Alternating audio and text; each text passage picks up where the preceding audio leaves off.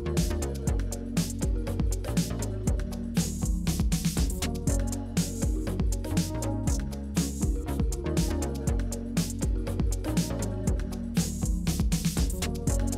tardes, bienvenidos a un nuevo envío de Políticas Públicas 2030, este espacio que va los días jueves de 15 a 16 por AM 1220 Ecomedios. Hoy un programa especial dedicado a la problemática que parece que está empezando a aumentar de COVID. Para eso ya lo tengo al doctor Miguel Ángel Secchi y al doctor Neira. Y ya está conectado por teléfono porque hay un problema de señal, el doctor Eduardo López. Así que buenas tardes a Jorge, Miguel y doctor López, ¿cómo les va? Hola, buenas tardes a todos. Gracias, Horacio. Bueno, gracias, Jorge. Creo que, como bien dice Horacio Fernández, el doctor López está teniendo algunas dificultades para entrar. Está por teléfono, Miguel, está por teléfono, te escucha el doctor López. Bueno. ¿Cómo estás, Eduardo? ¿Cómo está todo? Pero bueno, el desarrollo digital en la Argentina no es tanto como uno cree. Hola, Eduardo, ¿cómo estás? ¿Qué tal? Bueno, ¿cómo te va? ¿Cómo te va? ¿Bien? Bien, Jorge, muy bien. Eduardo, Miguel te saluda. ¿Qué tal, Miguel? ¿Cómo te va? Gracias por acompañarnos nuevamente. Bueno, Jorge, está en sus manos. Muchas gracias. Gracias, Miguel. Gracias, Horacio. Gracias por acompañarnos, Eduardo. Hoy me parece que estaría bueno hacer como un resumen de lo que está pasando con el tema de COVID. La semana pasada se publicaron 67.000 casos en la semana, cosa que ha cuadruplicado, digamos, otras estadísticas. Han empezado a aparecer en algunas otras provincias, aparte del AMBA, en algunas otras provincias también. Y quería hacerte pedirte dos comentarios. Uno, ¿cómo lo ves? Es cierto que uno no sabe la cantidad de casos que hay, porque no hay testeos, pero ¿cómo ves el asunto? Y sobre todo que después hablemos un poquito del tema de la vacunación. Hay gente que está preocupada entre la quinta dosis, están todos esperando la vacuna bivalente. Nadie sabe exactamente cuándo las vacunas bivalentes van a entrar en el país, a pesar de que Chile está vacunando con bivalente hace un tiempo. Queríamos saber tu opinión, tu importante opinión, Eduardo. Bueno, muchas gracias. Bueno, en primer lugar, la cifra de duplicación de casos de una semana a la otra no es para alarmarse, pero sí es para preocuparse, diríamos, ¿no? Teniendo en cuenta que nos vamos acercando al número de 100.000, que fue como empezó a subir los casos este año, mejor dicho todavía, durante la época del verano. Ya estamos alrededor de 9.000, un poquito menos, pero 9.000, casi 9.000 casos por día. Y esto no es una cifra baja, y como bien decís vos, esta cifra puede ser tranquilamente mucho más, porque nosotros no estamos hisopando. El hisopado es un poco voluntario, o individuos que están internados, o aquellos hospitales que tienen todavía capacidad para hisopar. Entonces el número real no lo tenemos, pero sí dos datos. ¿Por qué me preocupa esto? Porque las variantes, la variante que está circulando es Omicron, pero especialmente son sus sublinajes BA4 y BA5. Y estos sublinajes, que representan el 95% de las secuenciaciones, tienen un periodo de incubación mucho más corto, entre 2 y 4 días, con lo cual hace mucho más transmisible la enfermedad. Y ya estamos viendo que hay gente que se empieza a contagiar y no sabe de dónde. Entonces, esto es un dato no menor, es un dato muy importante para tener en cuenta, dado que esto nos puede ocurrir que el número de casos aumente significativamente, ¿no?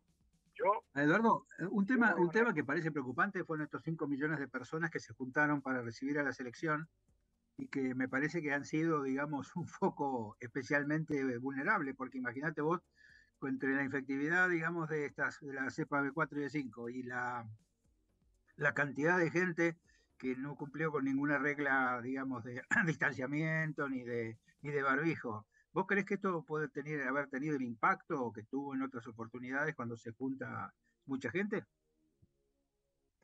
Bueno, en primer lugar, la posibilidad de contagio aumenta en toda aglomeración en la cual un individuo está a menos de 1,5 metros o 2 metros del otro. Esto es una realidad y esa manifestación tan festiva es probable que la barrera de distanciamiento se haya roto y tampoco se usó barbijo en un número enorme de personas. Esto es un aumento. La atenuación es que estuvo al aire libre, que esto disminuye de alguna manera el riesgo. Pero el otro dato es las fiestas de despedida, de salutación y demás, que muchas veces se hacen en lugares cerrados. Y ahí, al tener lugares cerrados, ahí te aumenta en forma significativa el riesgo de contagio, ¿no? Quiere decir que ambas cosas que están sucediendo ahora y van a seguir sucediendo, pueden tener impacto de un aumento del número de casos. Yo no tengo duda en este sentido, ¿no? Sí. Otra cosa importante, digamos, bueno, aumentaron la cantidad de muertes, aumentaron la cantidad de internación en terapia intensiva, no mucho, porque aumentaron como 80 casos, digamos, los internados de cuidados intensivos. Pero, digamos, ¿cuál sería la recomendación de la vacunación? Yo sé que vos decís que hay gente que no tiene completada la primera, después de la primera dosis, que recibió una sola, y me parece que el otro día se hizo como una cifra, que era la cantidad de vacunados de primera, segunda, tercera y cuarta vez, y la recomendación de la quinta. Me gustaría que hicieras un comentario al respecto de la utilización de la vacunación de la quinta, si es que está incrementándose, sé que aumentaron los centros de vacunación. ¿Cómo ves vos el tema de la vacunación con la vacunación que tenemos, con la que disponemos ahora? Bueno, en primer lugar, con las variantes que están, los sublinajes, mejor dicho, que están circulando, tener 2 dosis es no estar adecuadamente vacunado.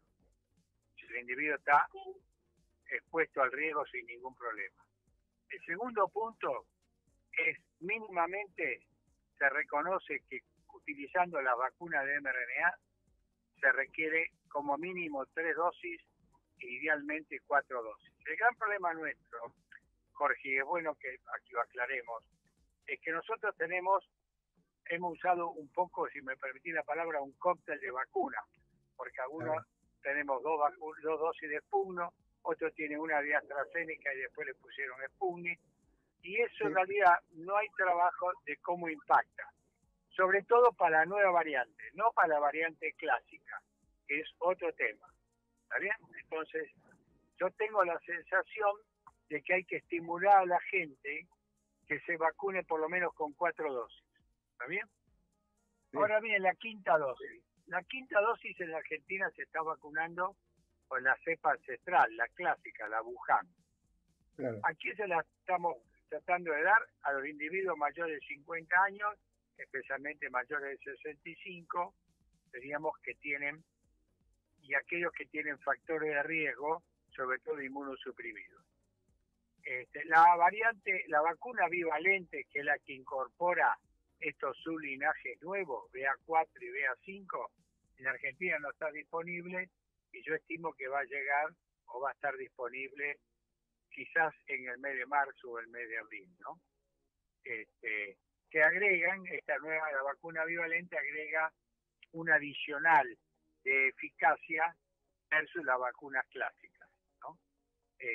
Así que eso es un poco el objetivo, porque en realidad vos sabés que esta vacuna estimula la inmunidad, tanto la celular como la humoral, y la nueva variante o sublinaje, mejor dicho,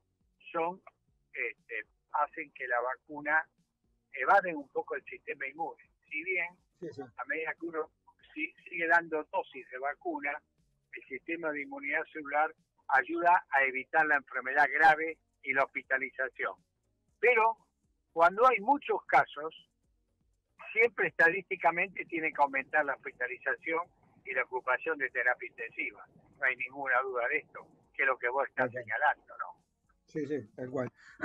Sí, lo que me parece que sería interesante, que la recomendación sería que las personas mayores de 50 y sobre todo las de 65, como vos decís, que se vacunen con la quinta dosis. La quinta dosis para los que recibimos 2 dosis de Sputnik, que es la tercera de las ARN. Y me parece que por lo menos es una opción, sobre todo porque hay mucha gente que está esperando el bivalente, pero como vos bien decís, no hay posibilidad de vacunar con bivalente hasta abril del año que viene. Y seguramente en abril del año que viene esta ola va a empezar a bajar, porque en algún momento, cuando llegue al pico, como vos decís, de 100.000, 100 y pico de mil casos, va a empezar a bajar porque por razones obvias. ¿Vos qué le recomendarías a la gente? ¿Cuál sería para vos la recomendación que hay que hacer? Que yo creo que es vacunar, digamos, con 5 dosis a la mayor cantidad posible de gente. Yo arrancaría realmente las 5 dosis con los mayores de 50 años, y porque son el grupo más vulnerable. Mira, 82% de las muertes en Argentina se dan en mayores de 50 años, para que tengamos una idea en COVID, el impacto que tiene COVID en este aspecto. Segundo lugar, digamos, algo va a ayudar, por lo menos en el corto plazo, esta vacuna de la quinta dosis. Ahora, los que están menos protegidos, y son los que se tienen que vacunar, son los que recibieron 2 dosis de Sinopharm, porque la vacuna inactivada han demostrado que son los que tienen menor eficacia frente a los sublinajes que nosotros estamos viendo, ¿no? Así que nosotros tenemos un grupo de gente que se vacunó con 2 dosis de Sinopharm, ¿no? Sí, que totalmente de acuerdo. Yo no sé, yo los comentarios que escuché de la gente es que casi todos los que se vacunaron con 2 dosis de Sinopharm tienen por lo menos 1 o 2 dosis adicionales, ¿no? Y muchas veces tienen 3 dosis adicionales. De mRNA. Sí, de mRNA, ya sea Pfizer o Moderna. Pero la quinta es la que para llegar a 3, ¿no? Claro, tal cual. Sí. Lo que pasa es que seguramente muchos que recibieron Sinopharm habrán recibido AstraZeneca en algún momento, o sea que la tercera fue de AstraZeneca, con lo cual en estos casos van a recibir solamente 2 de RNA. Sí, es lo que en este momento tenemos, ¿no? Los adultos mayores recibieron Sputnik en una etapa, en una segunda etapa tuvieron 2 de Sinopharm, algunos adultos mayores, así que me parece que a ese grupo yo no tengo duda que le recomiendo fuertemente ir a vacunarse con la quinta dosis, ¿no? Sí, tal cual. Bueno, y otra cosa que te quería comentar, que me parece que se está viniendo como una opción, ¿no? Es el tema de los que vuelven del Mundial, ¿no? Pues sobre todo con el tema de la gripe del camello, que es el MERS, que es también un coronavirus. Es un coronavirus que es de Medio Oriente, que en realidad tiene a ver, corregirme si me equivoco, pero es como que tiene mayor severidad en cuanto a internaciones y a insuficiencia respiratoria y a muerte, pero no es tan contagioso persona a persona, sino que se hace más en grupos cerrados o en profesionales de la salud. Me gustaría que hicieras un comentario al respecto. No, es correcto lo que planteas. Hay algún riesgo de que pueda entrar el MERS-CoV-2, que tiene mucha menor transmisibilidad que el COVID, pero tiene mayor severidad. Esto es cierto, pero esto hay que analizar un poco en general cómo está funcionando esto con respecto a la gente, si estuvo o no. Por ahora daría la sensación que es un virus que tiene algún riesgo con la gente que vino, pero todavía no sabemos exactamente cuál es el impacto, ¿no? ¿Y vos tenés idea, digamos, si hay alguna inmunidad cruzada, digamos, entre los coronavirus, entre el COVID-19 y el MERS? No hay, no se ha demostrado claramente esto, ¿no? Así que me parece que por ahora... Así como el SARS y el MERS no tienen vacuna, digamos, no sé por qué, porque, bueno, pues supongo yo que se verá por lo acotado en el tiempo, ¿no? Porque apareció y desapareció y no tienen vacuna, pero nadie sabe qué pasa si se utiliza la vacuna, estas vacunas tanto la de DNA como la de RNA en pacientes con MERS o con SARS. A ver, la de mRNA, Jorge, claramente no, porque está específicamente dirigido a la proteína S del SARS-CoV-2, o sea, de que da el COVID, y que es distinta a la proteína S que tiene el MERS-CoV-2, el MERS-CoV.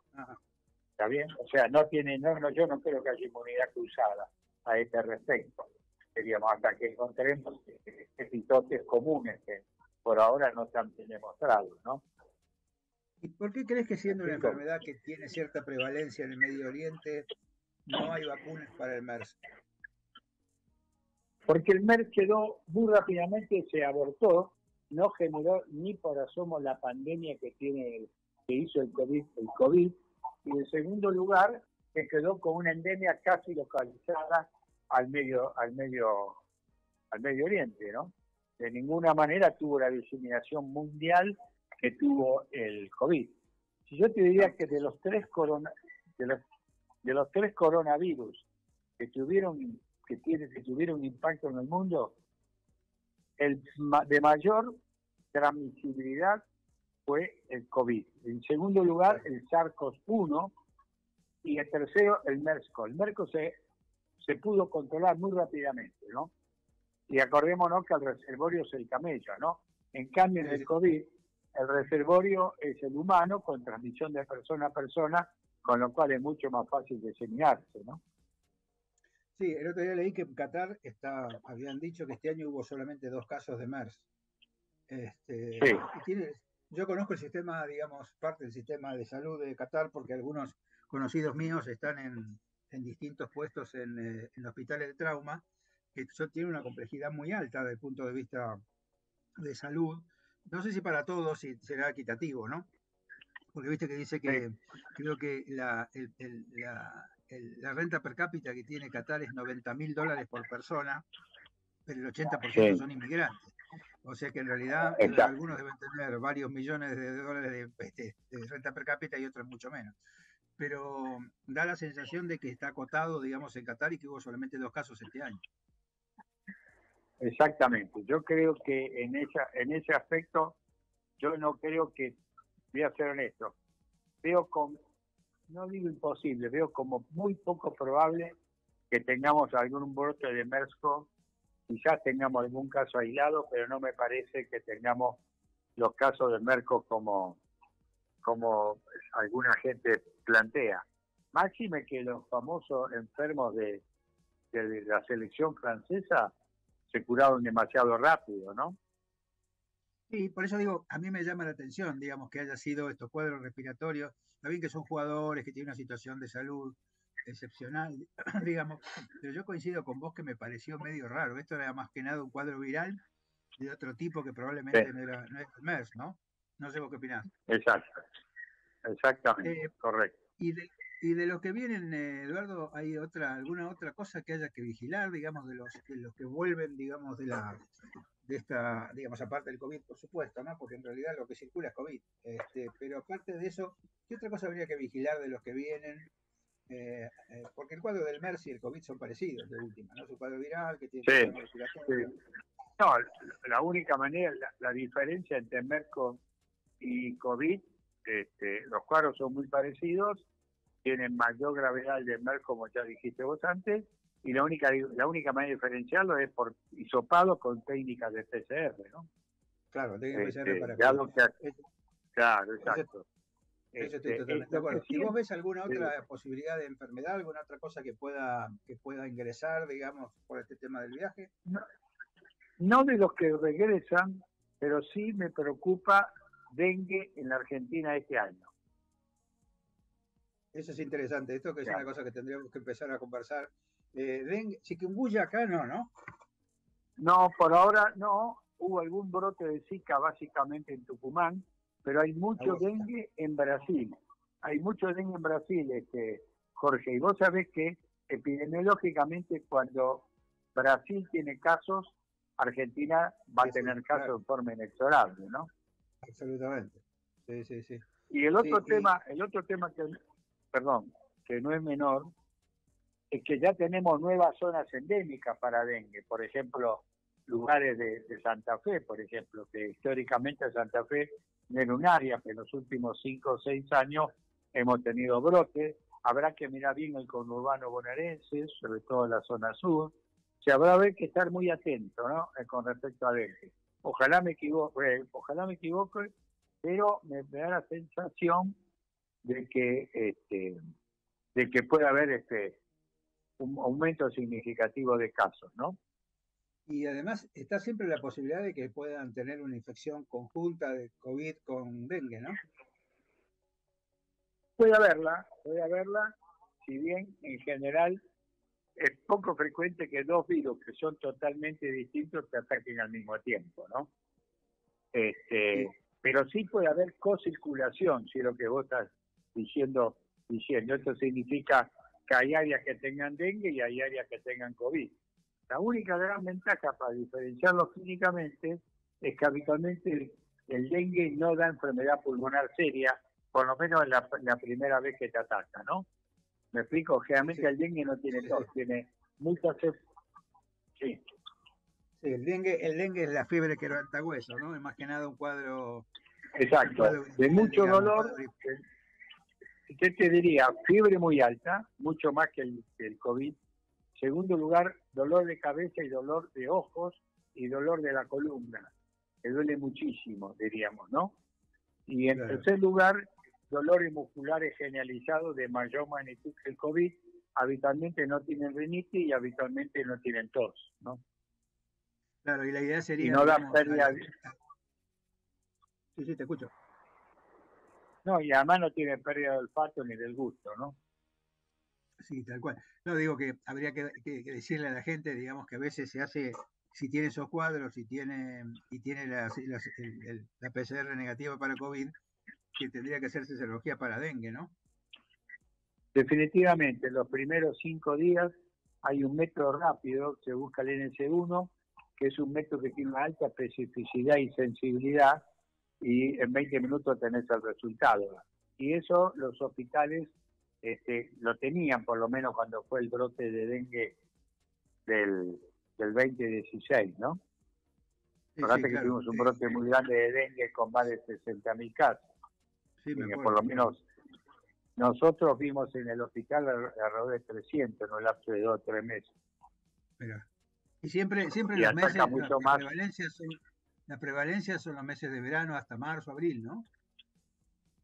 La prevalencia habitualmente es los meses de verano, generalmente es después de enero, porque ya ahí el huevo embrionario eclosionó y ya apareció la ninfa y larvas y el mosquito adulto, ¿no? Porque acordate que cuando la hembra mosquito pone el huevo tiene dos características: está embrionado y ya lleva el virus de dengue adentro.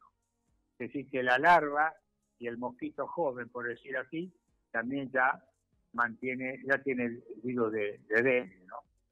Por eso la transmisibilidad, diríamos, donde hay mosquitos es muy alta. Por eso uno de los mecanismos de evitar esto es el descacharreo y no tener lugares donde se deposite agua semilimpia o limpia, que ahí es donde le gusta a la hembra poner los huevos. Y una hembra puede poner 300 huevos, más o menos, para que tengamos una idea, ¿no?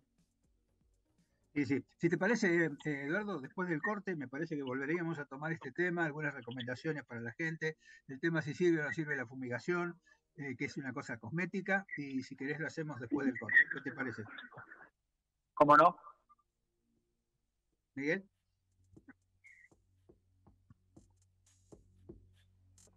Me parece muy bien, en 2 minutos volvemos. Gracias, Eduardo, Bárbaro. gracias, Jorge. Gracias, hasta luego. No, por nada.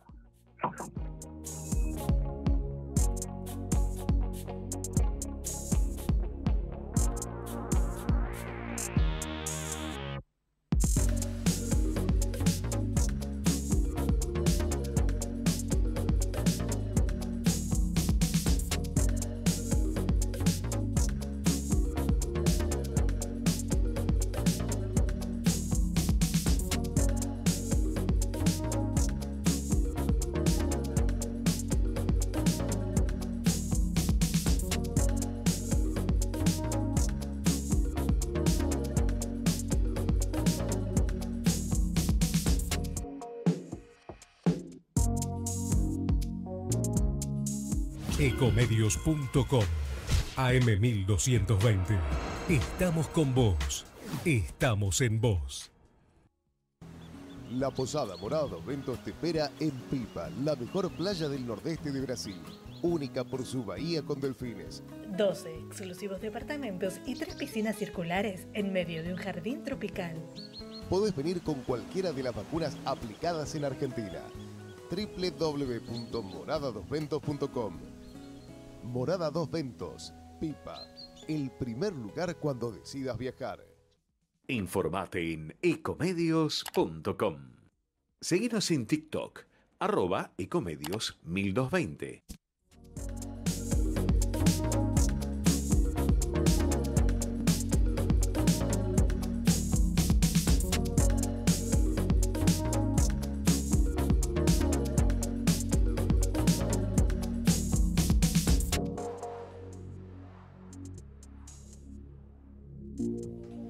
Bueno, y después de este corte publicitario, continuamos con el programa. Jorge, Miguel se está conectando, pero está el doctor López escuchándote. Bueno, gracias Eduardo de vuelta por estar con nosotros, como siempre. Por nada, Estábamos hablando del tema. A mí me gustaría que le explicaras un poquito a la gente, porque muchas veces la gente lee y no sabe la diferencia entre lo que significa dengue, zika y chikungunya, cuál es el impacto que tiene, porque el chikungunya fue tan impactante en Brasil. Yo estuve en una reunión de las academias que se hicieron justamente creo que fue en el 2019, justamente por el impacto que habían tenido y la cantidad de casos. ¿Por qué no comentás un poquito cuál es la diferencia, cuál es la gravedad, qué es lo, digamos, qué es lo que... Bueno, sí. En primer lugar, el dengue lejos es el mucho más frecuente y es una enfermedad en principio más grave que chikungunya y que Zika.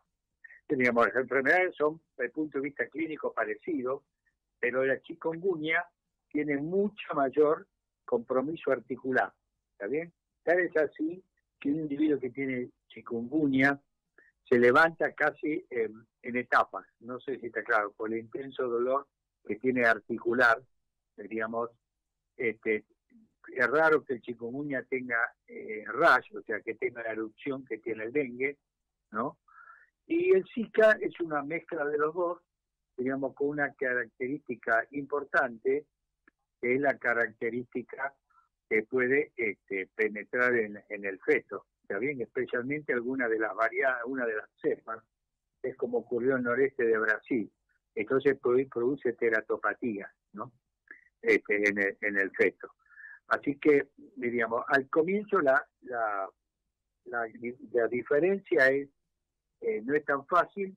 Chikungunya se hace diferencia muy rápido porque da artralgia y artritis, o sea, tiene la articulación se agranda, se hincha, cosa que habitualmente en el Zika ni en el dengue ocurre, ¿no? Y después el dengue tiene una mayor incidencia de una erupción que es generalizada, ¿no? Y que se distribuye por todo el cuerpo, ¿no? La importancia de esto es que el dengue es mucho más frecuente, el chikungunya es mucho menos frecuente. Argentina tuvo muy pocos casos aislados, y Zika también tuvo muy pocos casos, pero ha habido brotes en algunos lugares del norte argentino, especialmente en Tucumán, con afectación de embarazadas, ¿no? Sí, yo tuve oportunidad de ver cuando hicieron la presentación en Brasil de la anatomía patológica de las embarazadas, no de las embarazadas, sino sí, de los embriones, de los fetos. Sí, y es impresionante las malformaciones que generan, ¿no? Sobre todo a nivel cerebral, ¿no? Producen una destrucción prácticamente del tejido cerebral, ¿no? Así Por eso que tienen microcefalia.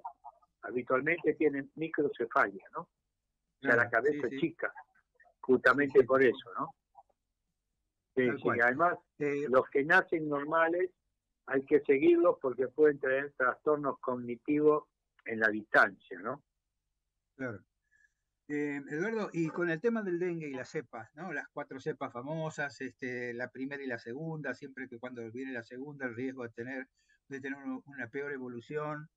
¿Por qué no haces algún comentario de las características esas del dengue? Porque no es lo mismo tener uno solo que tener dos, que las cepas no son las mismas, por eso que no hay inmunidad entre cepas. ¿Por qué no comentas algo de este tema? El dengue tiene 4 serotipos, ¿no? O sea, 4 hermanos, el 1, el 2, 3 y 4. El 1 lejos es el más común, digamos, y la enfermedad es más grave cuando uno repite la infección de dengue por otro serotipo. O sea, si uno tiene el tipo 1, uno va a tener inmunidad para el tipo 1, pero es susceptible, no tiene protección para el 2, 3 o 4. Entonces, si uno está en una zona endémica donde circula el serotipo 2 o el serotipo 3 y estuvo infectado en el pasado por el 1, ese individuo puede hacer lo que se llama hacer un dengue grave. ¿Está bien? Es el dengue muy importante, con compromiso de diversos órganos del organismo y que tiene una mucho mayor mortalidad que la primoinfección. Para que la gente sepa, la primoinfección, no toda la primera vez que uno se contagia, que los médicos llamamos primoinfección, es una enfermedad con clínica, con síntomas, no. 70%, 80% de cuando circula el dengue, la infección es asintomática, pero igual uno queda con anticuerpos para ese serotipo que lo infectó. Y puede aparecer que se vuelva a infectar por el serotipo 2 y hacer también una enfermedad grave, porque la combinación de un serotipo una vez y un serotipo el segundo, otro serotipo la segunda vez, da enfermedad grave, aunque la primera sea una infección sin síntomas. Es muy importante eso que decís, porque a veces la gente no lo sabe, ¿no? No sabe que tuvo dengue, ¿no? Así que se puede pescar un dengue. Definitivamente. Claro. Y definitivamente. Argentina... No, sí, dale. Te comento. Hay un estudio reciente en Argentina donde la cero prevalencia, o sea, la cantidad de anticuerpos que tienen los individuos, esto significa que es una manera de detectar si tuvo o no la enfermedad, el promedio del país es 18%, pero tiene zonas del 27% y zonas del 5%. La zona del 5% es Cabo, y 27, 28 es Misiones y Santiago del Estero. Mirá. Dos lugares con climas diferentes, ¿no? Porque, digamos, si bien los dos son calurosos, son diferentes los climas, ¿no? Sí, es mucho más húmedo en Misiones, pero no te olvides que si está el mosquito y está el virus, lo que falta es dónde pone los huevos. Y si tenemos aguas semilimpias, diríamos estancadas, la pone tanto en Misiones como en Santiago del Estero como en Buenos Aires, ¿no? Y para diferenciarlo del dengue, ¿hay serología para Zika y para chikungunya? Sí, definitivamente, sí. Mi grupo acaba de enviar para publicar justamente ese tema, ¿no? Que se puede diferenciar perfectamente. O sea que no habría duda. Aquí el aspecto epidemiológico, digamos, es sumamente importante, ¿no? El aspecto epidemiológico es muy importante. El gran tema acá es que en Argentina ya circulan 3 serotipos, creo que le falta el 4. Y eso sí es un tema a tener en cuenta, porque en la medida que nosotros mantengamos serotipos circulantes, la segunda infección de dengue puede dar lugar a un dengue grave, ¿está bien? Claro. Y por otro lado, que vos me digas, bueno, tiene una muy baja mortalidad, es cierto, pero tiene una enorme carga de efectos colaterales. El dengue es una enfermedad que nadie puede volver a trabajar no menos de 10 días, a 2 semanas. Es decir, que la productividad, el ausentismo laboral, la productividad disminuye críticamente, el ausentismo laboral es muy importante, ¿no? Así que me parece que el dengue tiene unas situaciones que no es solo la enfermedad y la mortalidad, sino también el impacto de la transmisión y de lo que ocasiona como efectos colaterales, ¿no? Sí, esto que vos decís es sumamente importante porque esos son los que se llaman costos indirectos, ¿no? Los costos indirectos de cualquier carga de enfermedad tienen que ver con la discapacidad y tienen que ver con los años perdidos de trabajo, de vida. Y esto la gente no lo percibe porque cuando, como vos decís, si la persona deja de trabajar 10 o 20 días y lo multiplicás por el volumen de gente que deja de trabajar 10 o 20 días por esas condiciones, bueno, la carga de enfermedad se hace muy importante y los costos son importantes. Por eso la prevención siempre es más importante que el tratamiento, ¿no? Definitivamente. Y acá la prevención todavía pasa por el comportamiento del descacharreo y de evitar usar los repelentes y ropas holgadas para que el mosquito no te pique, y teniendo en cuenta que este es un mosquito, el Aedes aegypti es un mosquito peridomiciliario. Esto significa que tiene un vuelo entre 300, 500 metros. Ya, por eso vos ves que cuando hay brote de dengue se contagian por ahí en el barrio 2 o 3 familias, ¿no? Porque es un mosquito de esa característica que pica habitualmente a la mañana, en las primeras horas de la mañana, ¿no? Y además, la hembra mosquito, que es la que pica, no produce zumbido, que es distinto al mosquito común, que se llama Culex pipiens, exactamente, que generalmente zumba. Y por otro lado, uno lo puede diferenciar el aire, aunque parezca mentira, porque tiene sobre el lomo, sobre el escudete, manchas negras y amarillas, y también en las patas, mientras que el Culex pipiens es gris uniforme, ¿no? Yo recuerdo que una vez en un curso que estábamos haciendo con SAME sobre desastre, el que nos daba las charlas de todas estas situaciones era Olindo Martino, y Olindo tenía un entomólogo en el Muñiz que tenía una cantidad de mosquitos diferentes, y él te los ponía arriba de la mesa y dice, ves que son todos diferentes, para mí eran todos iguales, pero para él eran todos diferentes y había como 10 o 12 variedades de mosquitos que él podía reconocer a simple vista. No, son diferentes. Mira, hay un mosquito, ya que estamos, que produce en la zona de la Mesopotamia, Leishmania visceral, que es el flebótomo, que es un mosquito. Cuando vos ponés el flebótomo al lado del Culex o al lado de la Aedes, son totalmente distintos, uno lo puede distinguir. Digamos, esta Leishmania produce la Leishmania canina, y ahí, a partir de ahí, el virus lo lleva el mosquito flebótomo cuando pica al perro, y lo transmite al hombre, ¿no? Y en corriente y hay muchos casos. Pero volviendo al dengue, los mosquitos son diferenciables. La clave acá es cuidar. Yo creo que en los próximos 2 años, esto te da una primicia, creo que va a haber vacuna para el dengue. ¿Por qué? Mira. Hay una vacuna, mira qué interesante, desarrollada en Japón, que es una vacuna, les digo, atenuada de alguna manera, que utiliza un virus de plataforma, diríamos, y que ha colocado luego la información genética para los distintos serotipos. Está aprobada ya en Indonesia. Indonesia es uno de los países que tiene mayor epidemia de dengue, y ya la EMA, la europea. La europea, que es la que define y controla los medicamentos y vacunas, está empezando a evaluar esta vacuna.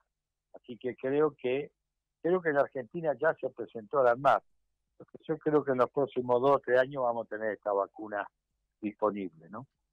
Sí, Eduardo, ¿y esa vacuna sería digamos, para los 4 serotipos o habría que hacer alguna modificación? No, es para los 4 serotipos.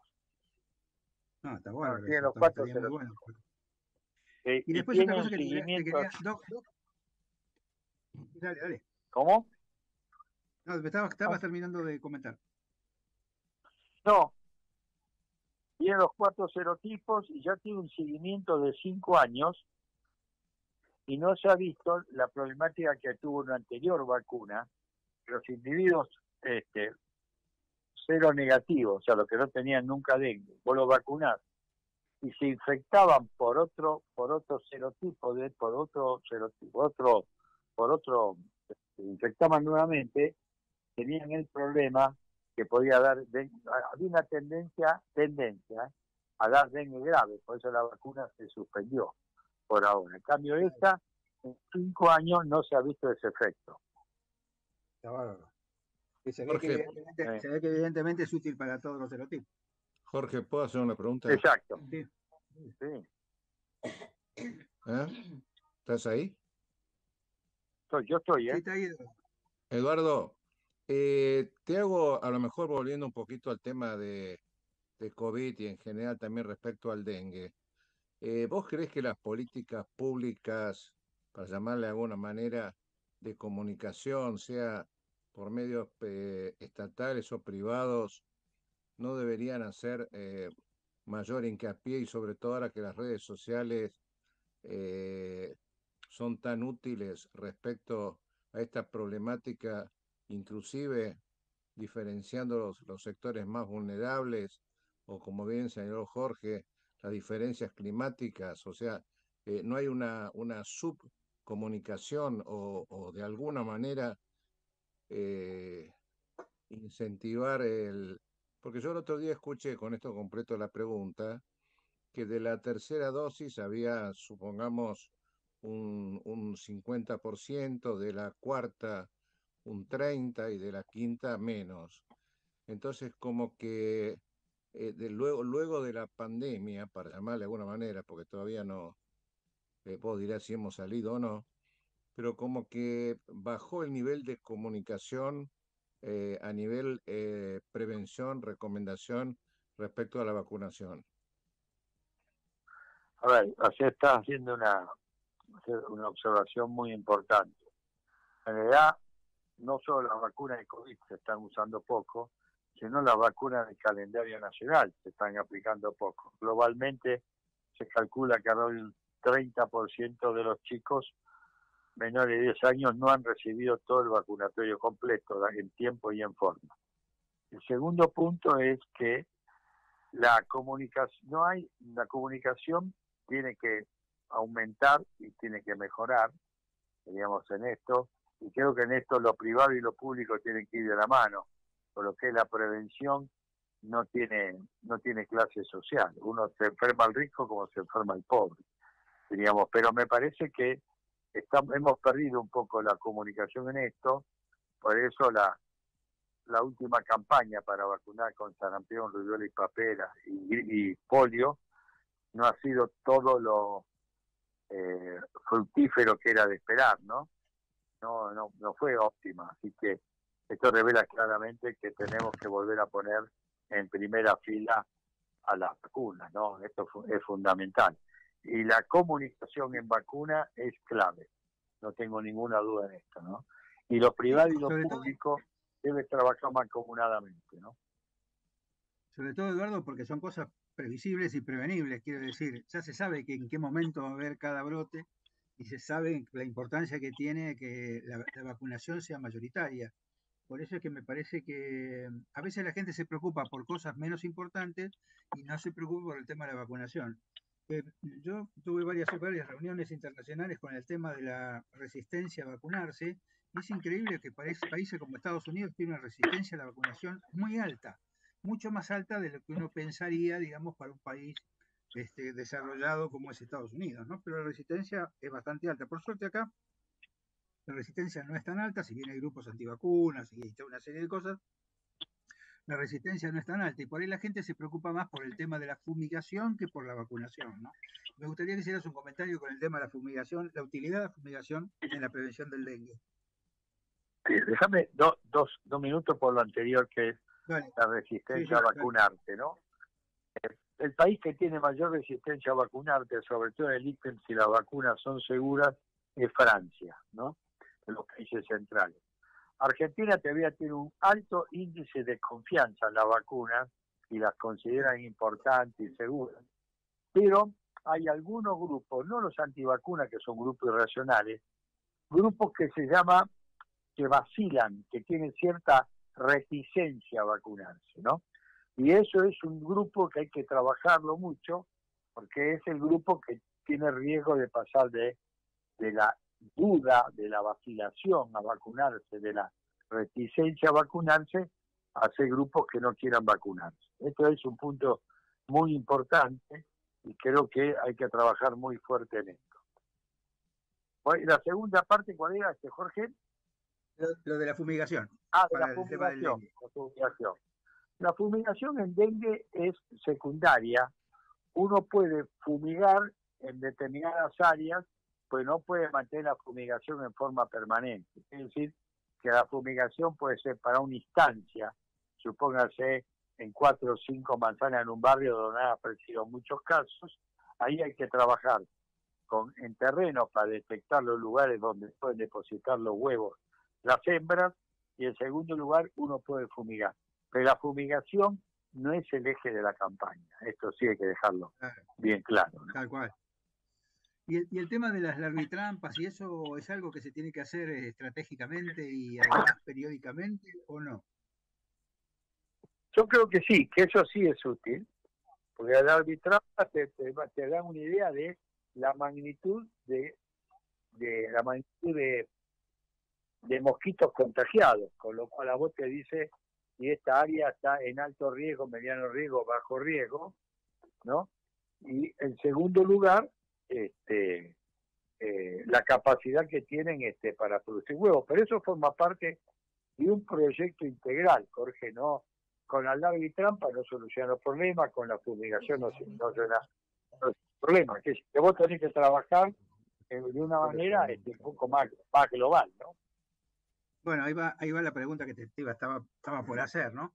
Digamos, ¿qué es lo que cómo vos ves el tema de cómo se está abordando, digamos, el tema y la integralidad de las medidas, teniendo en cuenta lo que decía Miguel también de la falta de comunicación a la gente, ¿no? No sé si la falta de comunicación o la comunicación reiterada para que la gente tome conciencia de lo que estamos hablando, porque todo esto es prevención, digamos. Exacto. Justamente por eso uno tendría que ir a trabajar en terreno. ¿Cuándo hay que ir a trabajar en terreno? Antes que lleguen los brotes. Entonces el trabajo en terreno para detectar descacharreo, gomas que almacenan agua, los lugares donde toman agua los perros y demás, eso uno debía trabajarlo durante invierno, primavera, y evitar, y no en verano, porque ya en verano la eclosión de los huevos en general cuando tienen adecuada temperatura y humedad hacen eclosión, así que, y tienen que ser agua medianamente estancada. Por ejemplo, las piletas, si uno hace circular el agua, lo que llamamos habitualmente el filtrado, la posibilidad que pongan ahí huevo es mucho menor que una maceta, un portamaceta con agua, por ejemplo, ¿no? O sea, uno tendría que trabajar en terreno para detectar y enseñar a la gente que hay que poner boca abajo los recipientes, que las gomas hay que sacarlas al aire libre, ¿no? Etcétera, etcétera, ¿no? Y otra cosa que te iba a decir es el tema de los autos abandonados en la calle, que muchas veces están abiertos y que tienen agua porque evidentemente les entra por las ventanas. Y este es el cementerio eso de autos que hay, que tienen una cantidad de lugares, digamos, que son imposibles de descacharrar. Eso tendría que ser, y hay muchos galpones de esos que tiene la policía, que tienen autos que no se desguazan. ¿Cómo se resuelve eso, Eduardo? Bueno, vos date cuenta que nosotros desde este humilde programa y de lo que hacemos cotidianamente es muy difícil que lo podamos resolver, ¿no? No, pero para pensar nomás, para pensar cómo debería ser. No, para pensarlo, yo voy a empezar al revés. Todo lugar donde pueda almacenar agua de lluvia, que es un agua limpia, es un lugar donde la hembra puede poner huevos. No hace falta más de 2, 3, 4, 5 milímetros para que la hembra pueda poner huevo ahí. Lo ponen en muy poca cantidad de agua. Y todos los autos y vehículos que se están en descacharreo, todos tienen huecos para almacenar agua de lluvia. Mira que te digo, solo agua de lluvia, no te estoy hablando de ninguna otra cosa, ¿no? Para que vean ustedes la magnitud del tema, ¿no? Sí, tal cual. Una pregunta más, tenemos unos pocos minutos, pero nos quedan, digamos, yo tengo una pregunta más. Cuando estuve en Brasil, en la reunión esta que se hizo sobre dengue, una de las cosas que se planteaban era la modificación genética del mosquito para hacerlo, para que no pudiera preñar a la hembra y no siguiera la cadena. Estéril. El macho estéril. Exacto. El macho del macho. ¿Vos cómo ves eso? Eso se está trabajando. Es interesante eso. Se está trabajando, pero todavía, por lo menos a mi conocimiento, y por ahí un entomólogo lo responde mejor, no hay resultados categóricos y definitivos con respecto a esa estrategia, ¿no? O sea, la idea es que macho y hembra copulen, pero que no que la hembra no tenga capacidad de producir los huevos, ¿no? Claro, Eso es la idea. Pero yo no lo sé realmente, Jorge, si ya hay resultados publicados a este Yo respecto. cuando estuve en el 2019, no me acuerdo si fue el 2018 o 2019, lo presentaron como estuvo la empresa que tenía, digamos, y lo presentaron como una, casi te diría como la desaparición del dengue, porque imagínate vos que hacer esto en los lugares endémicos tenía un impacto muy grande y era relativamente fácil de hacer porque había que circular con un camión, digamos, y tirar los mosquitos para Modificados genéticamente. Claro, modificados genéticamente. Y después no escuché más nada, por eso te quería preguntar si vos tenías, pero es interesante lo que decís, que bueno, que tampoco no debe haber ninguna evidencia clara, porque si no, esto sería una cosa, salvo que fuera una cosa de altísimo costo, no se me ocurre, no tengo idea de lo que puede ser en costo. Sí, el otro tema de esto, que puede parecer una tontería, es especulativo, es que no cambien los nichos ecológicos, ¿no? Y el ecosistema, ¿no? Claro. Que la Aedes deja de, digo hipotéticamente, deja de aparecer más Aedes y puede aparecer otros mosquitos que transmitan otras cosas, ¿no? Absolutamente, claro. Sí. O sea, exactamente. A ver, los mosquitos se hacen peridomiciliarios y el murciélago se hace peridomiciliario cuando vos le arrasás los lugares habituales. ¿Me explico? Tal cual. Que son, Sí, son las selvas o las yungas o los bosques, ¿no? Bueno, nos queda un minuto y primero, nada más de agradecerte, desearte felices fiestas con tu familia y todo. Es interesante lo que decís porque me parece que por ahora lo que hay que hacer es seguir con la prevención y la prevención es el descacharreo, la prevención es que no haya aguas que permitan el crecimiento y que cuando la persona tiene síntomas que consulte rápidamente, sobre todo hoy, para descartar COVID y para ver si no tiene alguna otra patología. No sé si vos querés agregar alguna cosa más a todo lo muy bueno que dijiste hasta ahora. No, yo honestamente, Jorge, estoy un poco, dos cosas, ¿no? Argentina tiene en este momento un aumento muy grande de casos de COVID, acá el mejor consejo que se le puede dar a la gente es vuelve a usar el barbijo, sobre todo en lugares cerrados, transporte público, etcétera. Y en segundo lugar, vaya a vacunarse a tener por lo menos 4 dosis en total, diríamos. Y con respecto a dengue, yo creo que, pero con respecto a COVID, si usted no se puede hisopar y está con síntomas respiratorios, fiebre, tos, congestión nasal, si no se puede hisopar, no vaya a trabajar por 5 o 6 días y vea cómo evoluciona. Por lo menos eso. Porque si no, si usted tiene COVID, va a contagiar. Con respecto a dengue, yo creo que este año va a haber un aumento del número de casos de dengue. Yo creo que el Ministerio de Salud está también preocupado por esto, porque está apareciendo propaganda de cómo evitar el dengue en los medios de comunicación masivos, ¿no? Pero no es con la suficiente intensidad en este sentido. Y lo otro es trabajar en terreno. Así que me da la sensación de que vamos en camino de tener enfermedades importantes durante este verano, ¿no? Bueno, muchísimas gracias, Eduardo. Muchas gracias, Eduardo. Le damos felicitaciones y felices fiestas. Y le damos a Miguel el cierre. Déjame comentar una como cosa. Siempre, una gracias. cosa Gracias, Jorge. Miguel. Felicidades y abrazos para toda la familia.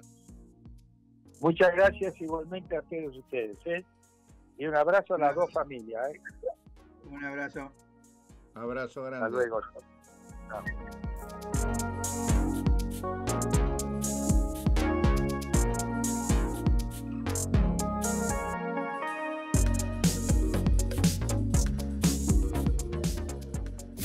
Desde Buenos Aires, transmite LRI 224, AM 1220, Ecomedios.